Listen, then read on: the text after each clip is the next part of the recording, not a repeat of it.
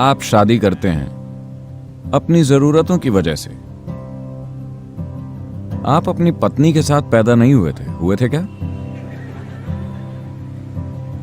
आप इस तरह से जन्मे थे, एक संपूर्ण मनुष्य के रूप में।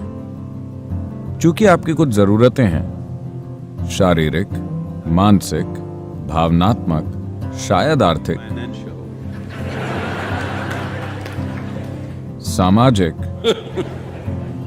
तो कई जरूरतें होती हैं। आमतौर पर शादी को ऐसा पैकेज माना जाता है जो इन सभी जरूरतों को पूरा करता है।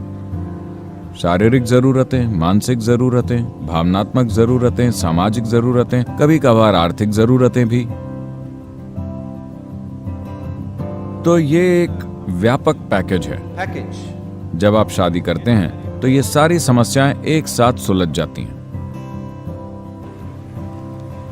मैं आपको समझाना चाहता हूं कि आपने अपने भलाई के लिए शादी की थी, किसी और के लिए कोई बलिदान नहीं किया था। आपने अपनी जरूरतें और अपनी भलाई के लिए शादी की थी, है ना? आपको ये जिंदगी भर याद रखना चाहिए।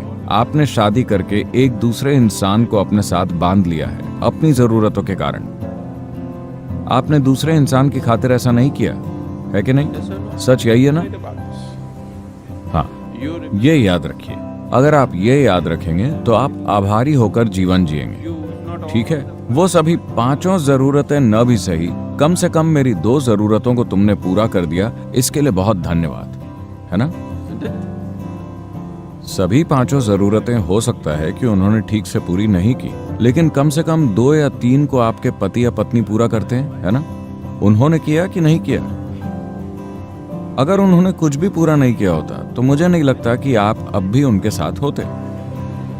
वो कुछ जरूरतों को पूरा कर रहे हैं, हो सकता है कि कुछ जरूरतों को वो पूरा नहीं कर पा रहे। आपके साथ भी ऐसा ही है। आप भी दूसरे व्यक्ति की हर जरूरत को पूरा नहीं कर पा रहे हैं। कुछ को आप पूरा कर रहे हैं, कुछ को नहीं। ऐसा है कि नहीं?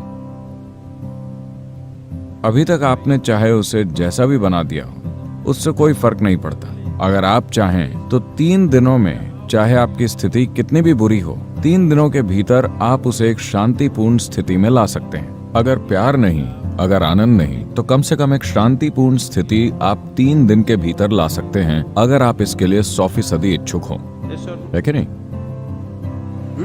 कम से कम आप चुप तो हो ही सकते हैं, Simply. चाहे कुछ भी हो जाए। Peace will happen. शांति छा जाएगी और हो सकता है कि उन्हें ये पसंद आए। You have chosen. आपने अपना रास्ता अपनी जरूरतों के कारण चुना है। अगर आप ऐसा कर चुके हैं तो ये आपके ऊपर है। जिन लोगों ने ये नहीं किया है, मैं चाहूंगा कि आप अपना रास्ता अपनी मजबूरियों के कारण नहीं, बल्कि अपनी चेतन जरूरतों के आधार पर चुनें। तो जब आपके जीवन में ऐसा चरण आता है तो ये अपने जीवन की ओर जागरूक होकर देखने का और ये सोचने का समय होता है कि क्या आज की जरूरतें 5 या 10 साल बाद भी आपके लिए कोई मायने रखेंगी? Will it क्या आज आपकी जो साधारण जरूरतें हैं उनके लिए अपने जीवन को बांधना उचित है, या ये बस आती जाती जरूरतें हैं? passing needs for you? अगर वो बहुत प्रबल जरूरत है तो आपको शादी करनी चाहिए। इसे सजग होकर किया जाने वाला चुनाव होना चाहिए। चाहे आप किसी भी रास्ते पर जाएं, वो आपका सजग चुनाव होना चाहिए, मजबूरी में किया गया चुनाव नहीं।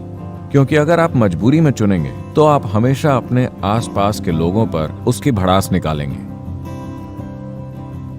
क्योंकि आपको गुलामी का अनुभव होता है और आपको वो पसंद नहीं आता, तो आप अपनी भड़ास उन पर निकालते हैं और वो अपनी भड़ास आप पर। So, मुद्दा ये नहीं है कि आप क्या कर रहे हैं, मुद्दा ये है कि आप उसे कैसे करते हैं। आप क्या करते हैं वो आपकी जरूरतों से तय होता है, लेकिन आप उसे कैसे करते हैं यह आपके जीवन की प्रकृति तय करता है।